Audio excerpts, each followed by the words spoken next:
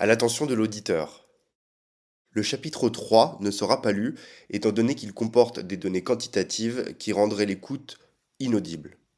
Simplement, nous pouvons noter que dans ce chapitre, nous proposons trois invariants pour déterminer le couple. Nous renvoyons donc l'auditeur à la lecture de ce chapitre. Nous pouvons cependant circonscrire les éléments que nous avons dégagés dans ce chapitre 3, notamment la définition générale du couple que nous proposons. La voici. Le couple est une modalité de relation nécessitant pour se constituer l'instauration d'un lien, exclusif ou non, et qui pour perdurer demande son maintien. Le lien est l'objet de la liaison comme le résultat de celle-ci. Ce qui solidifie, spécifie et détermine ce lien demeure l'utilitarisme, l'affectivité et la sexualité. L'utilitarisme renvoie à l'ensemble des moyens matériels, symboliques, historiques et socioculturels par lesquels les sujets s'inscrivent dans le couple et dans l'environnement. Il possède donc une fonction sociale non négligeable. Même si l'affectivité, comme socle fondamental du couple, peut être questionnée, il se maintient, au moins, comme idée de l'idéal conjugal chez nos contemporains et comme moyen de rester ensemble, a priori, sans limite de temps, sous l'égide du principe d'indissolubilité. La sexualité comporte une dimension reproductive évidente si on adopte une vision hétérocentrée, permettant la perpétuation de l'espèce, plus spécifiquement de la lignée. La dimension charnelle, de plaisir, y est également valorisée. De nos jours, sexualité et relations de couple sont intrinsèquement liées sous le joug de la jouissance, bien qu'ils ne puissent pourtant pas être une fin en soi. Notons que le couple est plus que jamais déterminé par le sexe à visée non reproductive. De fait, il est à la fois son origine, son ciment et son obstacle. Enfin, la sexualité peut, parfois, être décorrélée de rapports sexuels, suggérant que l'érotisme ou des gestes tendres, voire le pacte d'absence de sexualité, comme chez les asexuels, sont à entendre comme des manifestations compensatoires de celle-ci. Voici pour notre définition du couple. En clôture de ce chapitre 3, nous soulignons que nous avons tenté de définir le couple en nous appuyant sur trois invariants, l'utilitarisme, l'affectivité et la sexualité. Chacun fut développé afin qu'émerge notre définition ne conservant que la substance vive de nos propositions. Cet effort de définition étant important afin de proposer ensuite une typologie du couple dans son rapport à l'exclusivité, ce à quoi va s'employer Noan Cunin. Chapitre 4.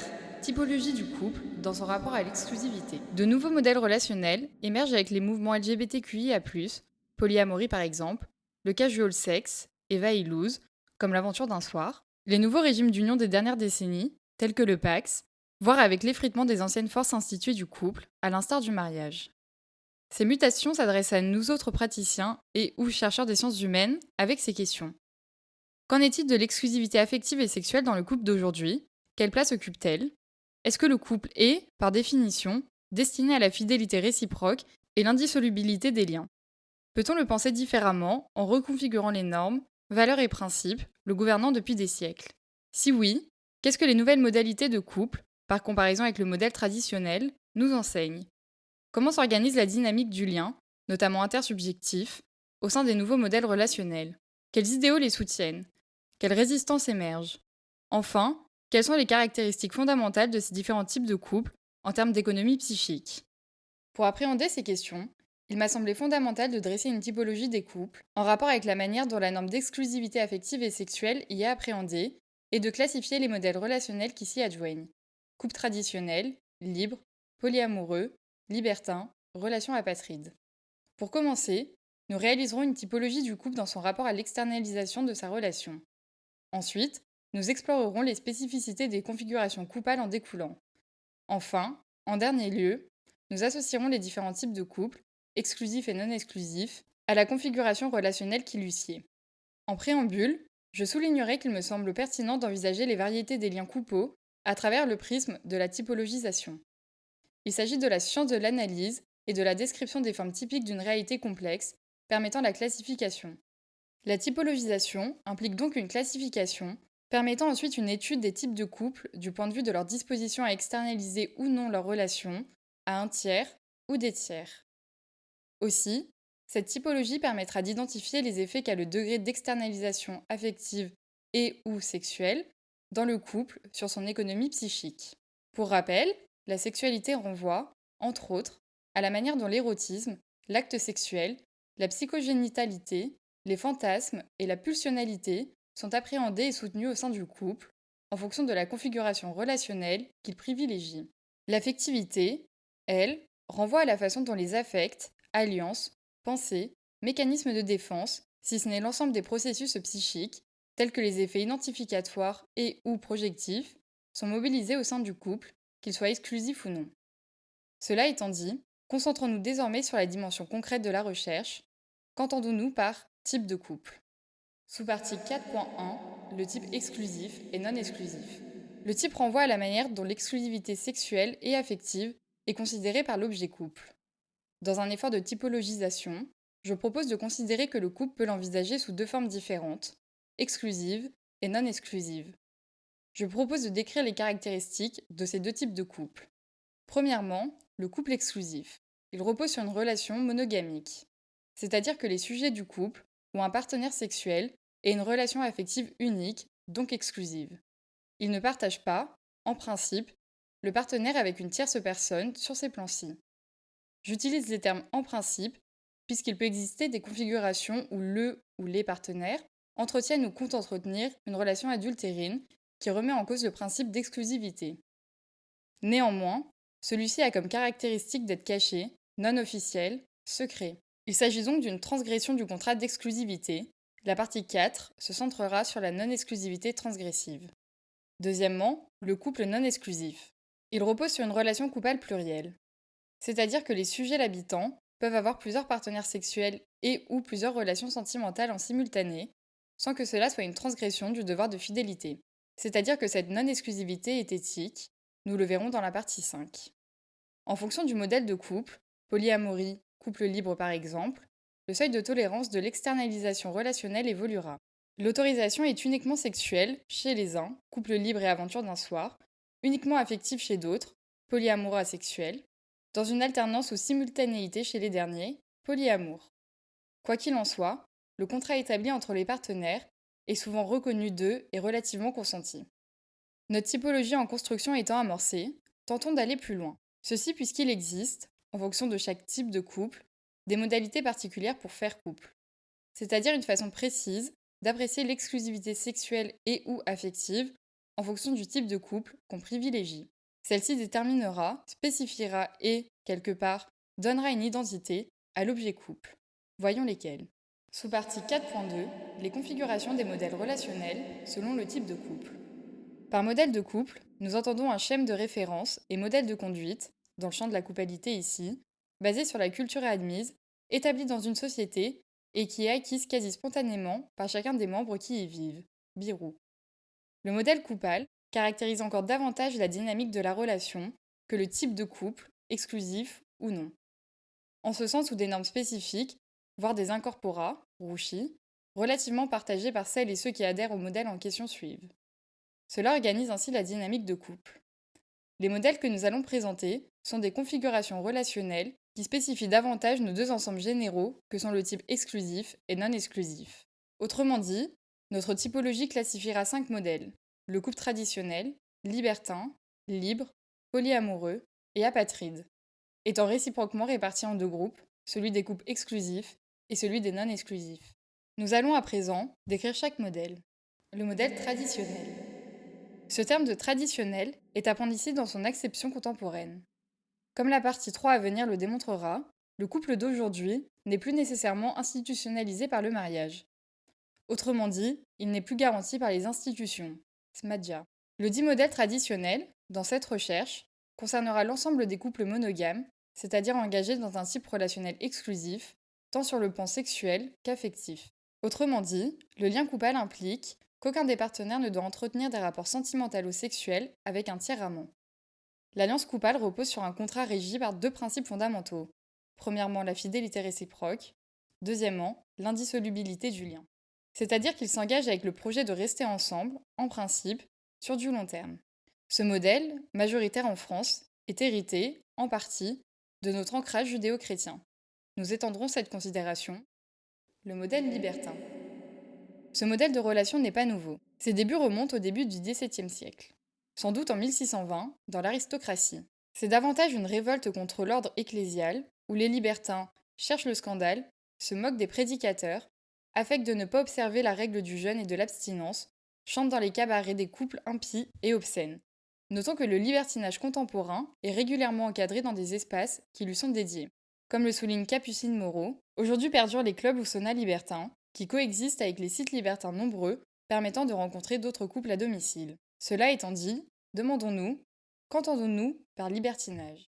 Le modèle libertin, en quelques mots. Le libertinage se présente davantage comme un moyen d'externaliser sa relation sexuelle conjugale monogamique momentanément auprès d'autres couples, le désirant également. Le libertinage n'est pas, cependant, du polyamour, car la dimension affective n'est pas convoquée avec le couple auprès duquel les partenaires partagent leur intimité, comme le précise la sexologue Capucine Moreau. En général, les libertins mettent la frontière de ce qui est permis ou non à l'endroit du sentiment. S'il ne s'agit que de sexe, ou presque, cela rentre dans le contrat. S'il s'agit de développer des sentiments amoureux, on n'y est plus. En ce sens, le modèle libertin est affairé à l'ensemble couple de type exclusif, pour la plupart, mais des éléments de cet ensemble relèvent du type non exclusif. Autrement dit, le rapport que le couple entretient avec le type coupable est exclusif. Pour autant, la manière de traiter l'exclusivité contient des caractéristiques similaires à celles présentes dans l'ensemble non exclusif. Cela témoigne qu'une caractéristique telle que le partage sexuel du partenaire peut être un élément appartenant aussi bien à l'ensemble du type exclusif que non exclusif. Cela sera largement étayé dans le chapitre 7. Simplement, ce qui spécifiera ce type coupable reste le vécu de cette externalisation, la manière dont se le représente le couple. Cela est aussi vrai chez les couples traditionnels où l'adultère est prohibé, mais, pourtant, fréquemment pratiqué, sans remettre en cause le contrat d'exclusivité coupable. Chez les libertins, la non-exclusivité est considérée comme une transgression sexuelle partagée du devoir de fidélité. C'est en ce sens qu'ils se considèrent comme des couples exclusifs. Les différentes configurations libertines. Le libertinage contemporain peut prendre différentes formes pouvant se superposer. Premièrement, les côte-à-côtistes. Un couple entretient un rapport sexuel à proximité d'un autre couple, faisant de même, mais ils ne se touchent pas. En ce sens, il n'y a pas de pénétration sexuelle hors couple. Welserlang. La pratique du côte-à-côtisme vient nourrir, voire combler, certains fantasmes.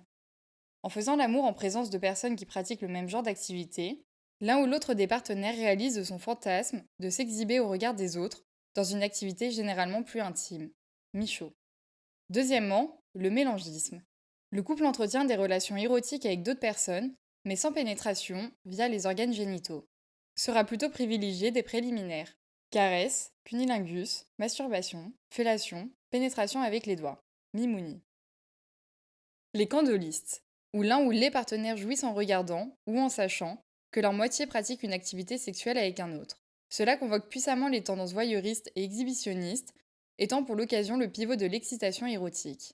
D'après Herbin, le candolisme vient nous dire en creux, il faut toujours s'y mettre à plusieurs pour assurer la jouissance de l'autre. Plus généralement sur la transgression sexuelle, notons qu'elle est ce qui est précisément jouissif pour contrer la morosité et l'ennui du sexe, souligne Emmanuel Graton.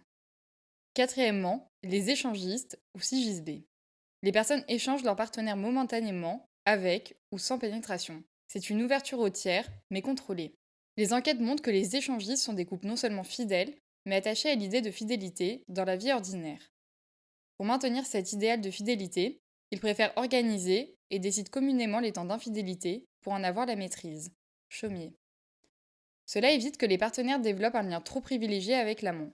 Il permet de sauvegarder l'idéal fusionnel en refusant ces impasses. Chaumier. Si l'échangisme est fréquemment associé au sigisbé vénitien, c'est parce qu'il en adopte les caractéristiques. Les bourgeois relativement âgés de Venise s'unissaient régulièrement à des jeunes femmes, desquelles ils redoutaient qu'elles badinent avec des hommes plus affriolants et fringants qu'eux.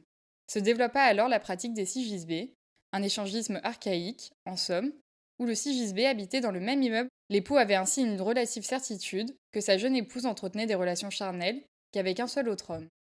À regret, je tiens à préciser que je ne procéderai pas à une exploration approfondie des ressorts psychiques que ces différentes pratiques libertines convoquent. Je justifierai ce choix par le fait que ce modèle coupable sera sous-représenté dans cette thèse, notamment par manque de matériel clinique, donc il ne nécessite pas une exploration substantielle. Le modèle polyamoureux et le modèle couple libre seront davantage mis à l'honneur. À ce titre, la question qui se pose à nous demeure, qu'entendons-nous par polyamour? Le polyamour, ou polyamorie, en guise de préambule, voici une définition proposée par le groupe Facebook Polyamour, comptant le plus d'abonnés polyamoureux en France. Polyamour est une traduction du néologisme anglais polyamory, présent dans le Oxford English Dictionary. Polyamorie est une autre traduction possible du même terme. C'est un choix de vie relationnel, celui de prendre et offrir la liberté de vivre. Plusieurs rencontres ou relations dont le degré d'intimité et d'implication dépendent de chacun, avec l'information et le consentement des partenaires concernés, sous condition que tous et toutes puissent bénéficier de cette même liberté. Le terme vient du grec et du latin plusieurs amours. Il est donc synonyme de amour pluriel, amour multiple, amour libre. Le polyamour comprend amour au sens le plus large, c'est-à-dire un éventail de possibilités. Relations amoureuses classiques, relations asexuelles, relations aromantiques, en passant par toutes les nuances imaginables dans les rapports intimes et affectifs, incluant ou non du sexe. Autrement dit, le polyamour ne prescrit pas le contenu des relations, seulement que chacun, chacune, peut en vivre plus d'une, et le fait sans mentir, ni le faire subir par les partenaires. Cette définition, d'ores et déjà bien étayée, peut être commentée et complétée par des éléments issus de mes expériences cliniques. Voici la définition que je proposerai quant à ce modèle relationnel. Le polyamour, ou polyamorie, est une modalité relationnelle offrant la possibilité d'avoir des relations plurielles, simultanées ou non. Relations qui se doivent d'être éthiques et consensuelles. La polyamorie peut reposer sur une relation socle ou non, impliquer un partenaire primaire et des secondaires ou non, citons le cas de l'anarchie relationnelle. Afin d'être le plus clair possible, je propose de revenir sur les termes les plus importants. Le terme possibilité suppose qu'un sujet peut se dire polyamoureux en ayant plusieurs relations simultanées ou non. Il peut très bien se considérer comme polyamoureux, même s'il n'a qu'une relation, tel qu'un couple traditionnel, comme un célibataire, que la communauté nomme solopoly, ou s'il oscille entre monogamie et polyamorie. Il sera alors qualifié d'ambiamoureux. Être polyamoureux est à entendre comme une revendication identitaire, narcissique. Nous y reviendrons dans la partie 5. L'essentiel est dans ce qui suit. Ces relations plurielles ne sont pas obligatoirement sexuelles et ou amoureuses, d'où l'ambiguïté avec polyamour. Effectivement, le sujet peut être polyamoureux en étant aromantique, c'est-à-dire en n'éprouvant pas de sentiments pour autrui, orchidromantique, en désirant ne pas ressentir de sentiments pour son ou ses partenaires. La journaliste Françoise Saint-Père, pionnière de la polyamorie en France, l'explique avec clarté lors d'un entretien. Le polyamour, c'est inventer ses propres valeurs d'amour. Herzog. Pareillement, le sujet peut être asexuel, ne pas éprouver de désir sexuel et ou ne pas pratiquer d'activité sexuelle, ou orchidisexuel, ne pas vouloir ressentir de désir sexuel dans ses relations. La polyamorie, c'est inventer ses propres valeurs sexuelles. En somme, ce ne serait pas la manière dont la personne vit son rapport à l'exclusivité qui déterminerait si elle est polyamoureuse ou non. Cela relèverait plutôt d'un choix intime et personnel. Elle est membre de la communauté uniquement si elle, et seulement elle, se considère comme telle. Éthique et consensuelle. La dite dimension éthique implique que tous les protagonistes de la polycule sont informés qu'ils s'engagent dans une relation plurielle et sont informés de l'existence de l'ensemble des membres de cette polycule. Ce terme dérivé du terme molécule veut dire le groupe de personnes que fréquente un sujet polyamoureux. Mais ce qui compte n'est pas seulement de le savoir, il est fondamental que tous les acteurs de la polycule soient d'accord, qu'ils acceptent ce modèle pluriel et les autres partenaires, c'est la dimension consensuelle. Ainsi, des relations plurielles imposées à un partenaire sont, certes, plurielles par définition, mais ne sont pas éthiques ni consensuelles. De fait, elles ne peuvent être considérées comme appartenant au modèle polyamoureux. Par exemple, l'adultère monogame a des relations plurielles, mais n'est ni éthique ni consensuel pour la communauté, car l'adultérin n'a souvent pas informé son ou sa partenaire de l'existence de son amant ou de son amante. Pareillement, son ou sa partenaire n'a pas accepté cette pluralité relationnelle, mais l'a subie. Il en est de même concernant l'amant qui vit, régulièrement, cette relation dans l'ombre d'une relation première. Notons que dans la polyamorie, les membres de la polycule sont informés de l'existence des autres, mais ne sont pas nécessairement en lien les uns avec les autres. Ainsi, si les membres de la polycule ne se fréquentent aucunement, indépendamment du partenaire au centre de ce réseau, ils parleront de polyamour parallèle. En revanche, ils parleront de kitchen table lorsque les membres de la polycule se rencontrent pour faire des points. Il est intéressant de noter que cette formule de kitchen table n'est pas anodine dans la communauté. Comme notre socio-historisation le précisera, chapitre 5, les fondateurs de la polyamorie, qui formaient tous les quatre une polycule, auraient élaboré ce terme autour de la table de la cuisine d'un de ses membres. Du moins, c'est ce que le mythe raconte. Relation socle, partenaire primaire, partenaire secondaire. Dans la grande majorité des cas, les polyamoureux ont une, parfois plusieurs, relations principales qu'ils nomment relations socle. C'est là où les relations qu'ils privilégient par rapport aux autres. Le ou les partenaires de cette relation sera ou seront le ou les partenaires primaires. Les partenaires secondaires sont ceux que vous aimez mais avec lesquels vous ne vivez pas, nous disent Easton et Hardy. Dans les faits, ceci est relatif, car certains polyamoureux ont des partenaires secondaires avec lesquels ils vivent, parfois épisodiquement. Pour autant, ils privilégieront toujours leur partenaire principal. Certains, mais ils sont rares, parlent de relations et partenaires tertiaires. Il s'agirait d'aventures relativement épisodiques et sans attachement profond. Quoi qu'il en soit, cela laisse entendre que, hiérarchiquement, le sujet subordonne son ou ses partenaires secondaires aux partenaires primaires, s'envisagement rarement au pluriel, sauf dans le cas d'un trouble par exemple, soit 3 personnes en concubinage. Il existe, néanmoins, une variante à ce modèle polyamoureux hiérarchique majoritaire, en ce qu'il nomme l'anarchie relationnelle. Cela reste de la polyamorie pour la communauté, mais serait un sous-modèle alternatif. De fait, il n'est pas défini clairement. Aucune définition ne fait l'unanimité à son sujet au sein de la communauté, quand bien même certaines figures de la communauté s'y seraient essayées. Je pense notamment à Easton et Hardy, qui ont défini l'anarchie relationnelle comme un style de relation dans lequel les participants choisissent de ne pas hiérarchiser les relations de la plus importante à la moins importante et qui repose sur le moins d'accords possible. En appui sur cette proposition et en référence aux témoignages que j'ai recueillis durant mon investigation, voici une modeste proposition de ma part. L'anarchie relationnelle suppose une absence totale de hiérarchie entre chacun des partenaires. Il n'y a pas de partenaire primaire, ni partenaire secondaire, ni relation socle. Chaque partenaire est au même niveau, aucune relation n'a à être mise en balance avec une autre. Au sein de la relation, il n'existe peu, voire aucune règle enserrant le cadre des modalités d'externalisation relationnelle. Quelque part, l'anarchie relationnelle est une forme d'accouple où le sujet a plusieurs relations simultanées, sexuellement et ou affectivement, sans en catégoriser aucune derrière le terme de couple. Nous pourrions dire qu'il y a un point d'achoppement avec le casual sex, que nous développerons prochainement, à la différence près que la dimension affective a pleinement sa place dans l'anarchie relationnelle. Afin de saisir la nuance entre ces deux modèles, anarchie relationnelle et casual sex, la partie à venir pourrait s'avérer riche d'enseignements. Le modèle casual sex ou apatride, des plans cul aux sex friends. Le casual sex englobe les dits plans cul et sex friends. Le casual sex est à entendre comme une sexualité occasionnelle ou sans lendemain, entendue ici comme une forme de sexualité pure et dure, laquelle est légitimement distincte du sexe engagé dans une relation stable.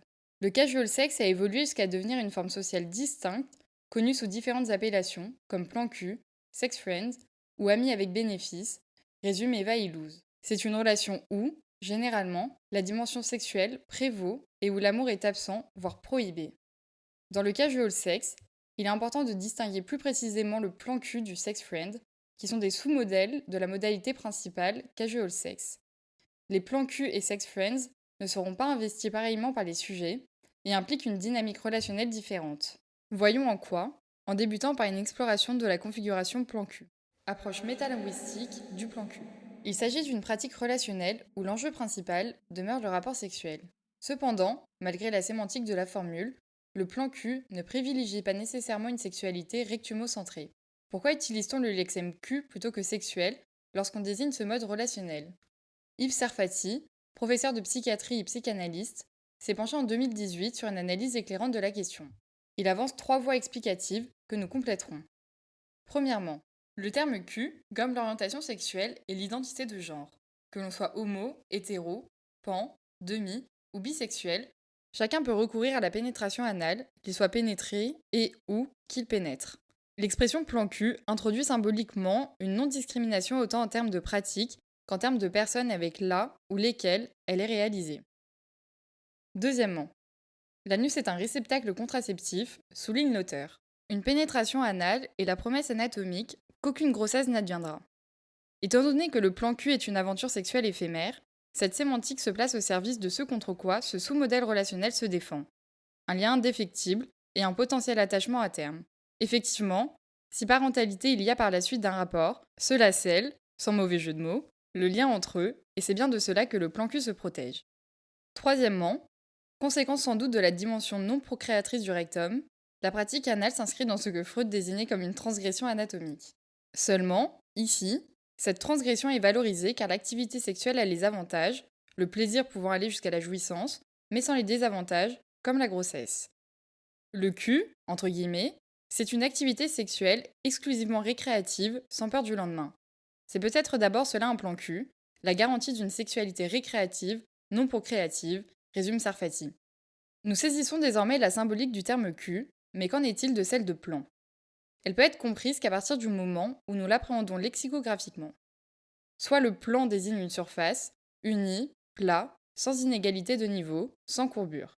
Soit, au sens figuré, un projet élaboré, comportant une suite ordonnée d'opérations, en vue de réaliser une action ou une série d'actions. Dans la première acceptation, on retrouve, métaphoriquement, l'idée d'une relation lisse, voire polissée, où le lien, notamment amoureux, n'a pas lieu d'évoluer en fonction des vicissitudes, des courbures, des sentiments, puisqu'il ne prend pas en compte ces derniers. Dans la seconde acceptation, il suppose une succession d'événements concourant à la réalisation d'un but précis, l'accomplissement d'un acte sexuel en l'occurrence. Ainsi, le plan Q, dans cette recherche, sera défini comme suit. Le plan Q est un projet relationnel dont le périmètre est circonscrit à la sphère sexuelle, laquelle est envisagée exclusivement dans sa dimension récréative et non procréative. La dimension affective est, supposément, absente. Au-delà de cette analyse métalinguistique, qu'en est-il concrètement de la dynamique du lien dans ce sous-modèle relationnel? Le plan Q dans son univers relationnel. Cette sous-modalité n'implique aucunement la dimension affective a priori. Le plan Q s'oppose en tout point à ce que le philosophe Richard Memmeteux nomme le maximalisme sexuel, soit le fait de considérer que toute aventure sexuelle doit être appréhendée dans l'horizon d'un amour potentiel. Les maximalistes sexuels considéreraient que tout est tenu vers l'amour, vers la relation longue. Dans le sous-modèle plan Q, c'est tout l'inverse, il s'agit d'un anti-maximalisme sexuel. Il n'en demeure pas moins que, d'après mon expérience clinique, un certain nombre de plans Q finissent par former un couple à terme. Si c'est le cas, ils quittent alors cette sous-modalité relationnelle. Elle était alors un préambule à la transition de la relation vers un modèle impliquant de l'affectivité, polyamour, couple traditionnel, couple libre, libertin. Nonobstant, lorsque cela n'est pas le cas, que la relation n'évolue pas vers un minimum d'affectivité, il est fréquent que la relation s'arrête après quelques mois. Les motifs sont nombreux, mais les plus fréquents que j'ai rencontrés, en cabinet et au fil de mes entretiens non directifs, sont les suivants. Premièrement, l'un des protagonistes s'engage dans une relation de couple avec quelqu'un d'autre. Cela met fin à la relation, notamment si cette dernière est de type exclusive. Deuxièmement, les personnes ne trouvent plus d'intérêt à se voir au fil du temps, car, indépendamment de la dimension sexuelle, elles ne partagent rien de substantiel sur le plan intellectuel, culturel, émotionnel, etc. La relation meurt de sa belle mort, pourrait-on dire. Troisièmement, souvent l'un des deux sujets de la modalité relationnelle plan Q développe des sentiments pour l'autre. Celui qui commence à s'éprendre du second provoque alors une dissymétrie dans la relation et, le plus régulièrement, cela conduit à la cessation de celle-ci. Le contrat n'est plus respecté dès lors qu'un projet à long terme ou de l'amour s'invite dans le lien. Tout cela étant dit, comment différencier le plan Q du sex friend? Le sex friend, ou la dimension amicale du plan Q. Le sex friend est une personne avec laquelle le sujet pratique également une activité sexuelle en priorité. Seulement, des liens amicaux, considérés comme non amoureux, s'invitent dans la relation. C'est une réalité qui peut paraître contre-intuitive pour les plus orthodoxes, comme le souligne Richard Memmeteux, ayant consacré un livre à cette pratique. Associer sexe et amitié, ce paradoxe a suffi à faire grésiller pendant des millénaires les synapses des philosophes, qui ont préféré déclarer les deux comme étant irréconciliables. Et pourtant, c'est exactement ce que l'on peut désormais décider de faire. Encore que. L'amitié est fréquemment considérée comme un lien unique et indéfectible. Comme le couple ou la famille, ce champ relationnel a ses mythes et idéaux, si ce n'est ses règles implicites ou explicites, dont celle de l'abstention sexuelle. Il s'agit, au même titre que dans le champ de la famille, avec l'inceste, d'un interdit. L'amitié est un lien volontaire, à l'inverse de la famille mais en droite ligne du couple, et théoriquement, il ne suppose pas de désir sexuel pour l'autre, à l'inverse du couple mais en droite ligne de la famille. Il s'agit d'un champ relationnel intermédiaire entre la famille et le couple. Psychosociologiquement, on observe que ce groupe couple, que sont les sex friends, si tant est qu'on les envisage comme des couples, valorise la groupalité secondaire et non primaire. C'est d'ailleurs cette dernière qui est plébiscitée par les sujets s'y inscrivant. Les théoriciens les plus orthodoxes de l'approche psychanalytique des groupes parleront probablement d'un rejet de la groupalité primaire et donc de l'hétéronomie, Castoriadis, soit d'un mouvement de contre-groupalité primaire. Ceci puisque le couple est un groupe d'appartenance secondaire qui tend à devenir primaire dès lors qu'il fait famille, voir le chapitre 2, là où le sex friend se cantonne à la première acceptation. La sous-modalité sex friend implique une forme de radicalisation du contrat narcissique secondaire, c'est-à-dire un pacte narcissique, soit une assignation immuable univoque ou mutuelle à un emplacement de parfaite coïncidence narcissique. Quoi qu'il en soit, ces élaborations-ci nous amènent à cette question: est-ce que la sexualité peut véritablement trouver une place dans une relation reposant sur l'amitié? Peut-on encore parler d'amitié? Inversement, quand l'amitié s'invite dans la sexualité, doit-on parler de couple? Easton et Hardy, figures emblématiques du polyamour, auraient trouvé une réponse à ces questions. Ouvrez les guillemets. L'interdit touchant les relations sexuelles entre amis est une conséquence inévitable du principe selon lequel la seule raison acceptable de faire l'amour est de mener une relation monogame dans le cadre du mariage. Eh bien non. Selon nous, l'amitié est une excellente raison d'avoir une relation sexuelle, et le sexe est un moyen fabuleux de préserver l'amitié. Fermez les guillemets. N'ayant pas la prétention d'affirmer ou d'infirmer cette proposition, nous nous placerons dans une logique déconstructiviste, Derrida. Disons qu'il est sans doute vain de catégoriser tel mot derrière tel champ relationnel. Partons simplement du principe que sexe et amitié, lorsqu'ils sont envisagés sous le prisme de sex friend, sont l'assurance d'une acceptation réciproque à se fréquenter, ce qui est fort crucial à l'époque du consentement, en confiance, sécurité, sans obligation sociale, familiale ou conjugale. Quelque part, c'est, du moins idéologiquement, la promesse d'une relation centrée sur l'autonomie et la non-contrainte. En guise de parenthèse, j'ai souhaité partager au lecteur une belle manière de résumer notre propos et de parler de ce lien qu'est l'amitié en annexe. J'ai ainsi emprunté un extrait du film Five d'Igor Gottman. En ce qui concerne les motifs de cessation de la sous-modalité sex-friend, ils sont sensiblement identiques à ceux précédemment décrits dans la relation plan-cul. Mis à part la dimension supposant une absence de connivence intellectuelle et ou émotionnelle car elle est présente, d'où l'emploi de friend sans doute. En vérité, la réelle subtilité entre le plan-cul et le sex-friend fut bien décrite par Richard Miemeteux. La relation sex-friend implique qu'on se connaît, s'apprécie et se fréquente, et que cela devient la condition de la relation. Présentation des occasionnels du modèle apatrie. Finalement, plan-cul et sex-friend sont des sous-modalités qui peuvent être définies comme des relations où les partenaires ont un lien dont la centration est principalement sexuelle et où l'amitié peut surgir, mais non les sentiments amoureux. Nous avons présenté ce qu'on entend par amour dans la sous-partie 3.3. J'en profite pour dire que durant cette recherche, je n'utiliserai plus le terme partenaire pour désigner les protagonistes d'une relation de ce modèle. Je lui préférerais celui d'occasionnel. Ceci pour deux raisons. Premièrement, afin de faciliter la lecture et ainsi d'éviter les malentendus, les incohérences ou incompréhensions lorsque je comparerai différents types, modèles relationnels entre eux. Deuxièmement, parce que le terme partenaire évoque une alliance avec un autre sur une potentielle longue durée, ce qui n'est pas le cas ici. Aussi, partenaire est connoté au couple dans le langage courant, à l'inverse d'occasionnel. Occasionnel évoque plutôt l'opportunité d'entreprendre quelque chose, une activité sexuelle en l'occurrence, sans que cela soit déterminé par un phénomène contingent. J'ajouterai enfin que ce terme est apparu pour suite de l'écoute de la musique J'ai trouvé ma place que nous devons à l'artiste Flint. On y entend. Je ne te parle pas d'une relation d'un samedi soir ou d'une semaine, mais de celui ou celle qu'on ne veut plus quitter d'une semelle, quand on se demande comment on faisait avant elle, quand on ne pense plus ni à ses ex, ni à ses occasionnels. Par ailleurs, durant cette recherche, précisons que l'important n'est pas de différencier le sex-friend du plan cul, mais d'identifier ce qu'il suppose. La centration du lien se porte sur la dimension sexuelle, qui est implicitement guidée par l'idéal de jouissance.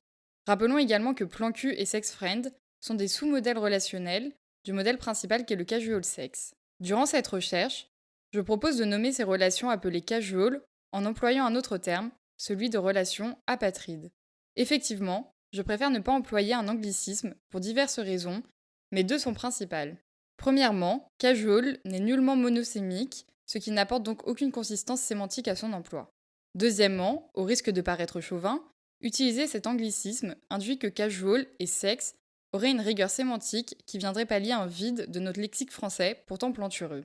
Je préfère donc troquer le néologisme casual sex contre la néologie sémantique d'apatride. Ceci puisque symboliquement, elle suppose une analogie avec la situation du citoyen apatride qui me paraît signifiante. En effet, il s'agit d'une personne sans pays, pour reprendre la formule d'Hannah Arendt, là où dans le couple, il est sans lien électif. En ce sens, le sujet d'une relation apatride est privé de son appartenance au monde de la coupalité, là où le citoyen apatride est destitué de son appartenance du monde politique. Ainsi, le modèle apatride, englobant le plan cul et le sex friend, sera défini dans cette recherche comme suit. Le modèle relationnel apatride suppose que les sujets s'engagent dans un système hétérogame, c'est-à-dire qu'ils peuvent avoir plusieurs partenaires sexuels, simultanément ou non. Ils n'ont pas et ne souhaitent pas, a priori, entretenir une relation amoureuse avec ces derniers. Ils peuvent entretenir sur du plus ou moins long terme des activités sexuelles avec un même partenaire, que nous nommerons un occasionnel, mais à la condition que la dimension affective ne vienne pas faire interférence dans le lien, hormis si elle est considérée comme amicale. Dès que des sentiments amoureux, donnant possiblement lieu à l'instauration d'une relation coupale, s'invitent, la relation s'arrête ou s'oriente vers un modèle relationnel revêtant un caractère coupable, comme la polyamorie, le couple traditionnel, le couple libre ou le libertinage.